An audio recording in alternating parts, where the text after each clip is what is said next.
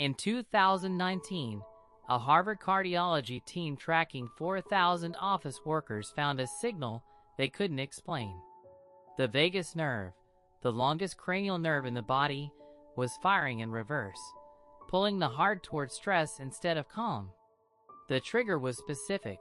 More than 6 hours of screen exposure per day collapsed vagal tone by 23% within 8 weeks.